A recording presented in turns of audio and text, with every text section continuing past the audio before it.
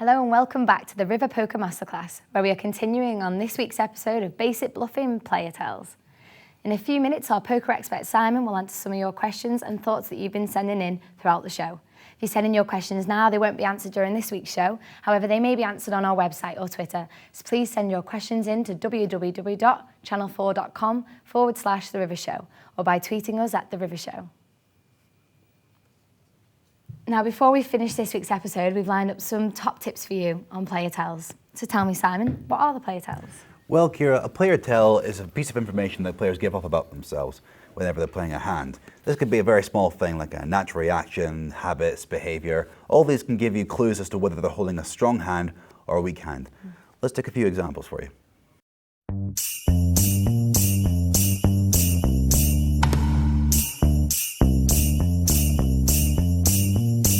Remembering your cards can prove to be tricky if you aim to remember the suit as well. It's natural for you to constantly check your cards over and over despite you probably knowing what you have. Constantly checking your cards could indicate to other players you're looking to see if you have a straight or a flush. When you're dealt your cards, remember them exactly, as it will make reading your hand a lot harder for opponents. This will take some time to practice and get used to, but will pay off in the long term.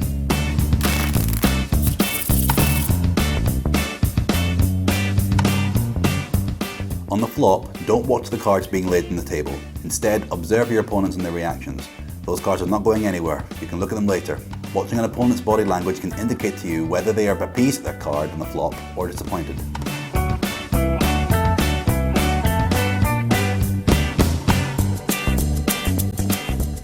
If a player talks a lot, it can indicate they have a strong hand.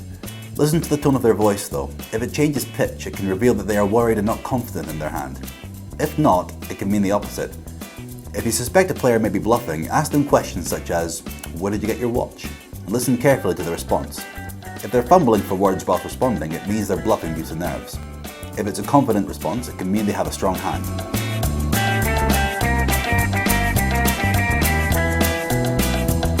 If an opponent is being aggressive and throwing their chips into the pot when betting or raising, it generally means they are bluffing, as if they are basically saying, "Get out the hand," as they don't want you to call.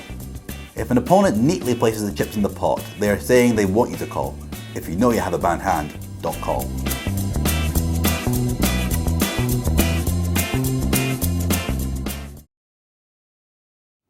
Right, I think I understand them better now, actually. Yeah, they're really quite simple and they can be very useful in a situation.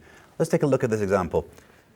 I have pocket kings, you have pocket jacks. Now I've flopped three of a kind, which is a very strong hand. If I make a very large bet, from my natural reactions, you can tell that I've got a very strong hand and make the correct decision to fold, which can save you a lot of chips in the long run.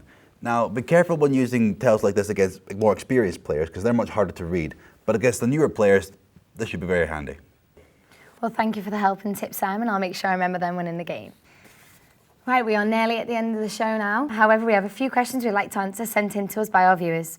Firstly, from our website, Dan from Hertfordshire asks, "What do you recommend I do if on the flop a player I think is bluffing bets? So I raise them, but they re-raise me."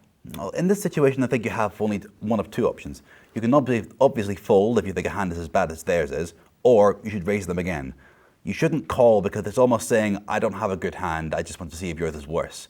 There are also a number of other things you should be looking out for, like how the hand played out, how well you know that player, how many chips are in the pot. Make sure you think about all these before you make a decision. Okay, thank you, Simon. Now, also on Twitter, KJ Oggy asks, "If I'm playing online poker, how do I go about bluffing?" Bluffing in online poker can be difficult for a number of reasons. You may never really get to learn your opponent, as they are often changing, and also there are no visual tells. What I find though is if you aim to bluff online, make it a real sized bet, never min raise. Remember, you want all your opponents to fold, so try not to bluff when there's a lot of players in the hand. Also, in very slow stakes games, there's not very much to lose, so players will tend to call no matter what they have. Okay, thank you again. Now, our Glover asks, "Why is bluffing so important to poker?" Bluffing is vital because you're more likely to get people to call you later on when you have stronger hands, resulting in you getting more chips. Remember, in poker, you play your opponents, not the cards.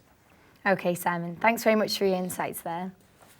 I'm afraid that's all we have time for today, but remember you can still ask questions at any time via our website, www.channel4.com/The River Show, or by tweeting us at The River Show.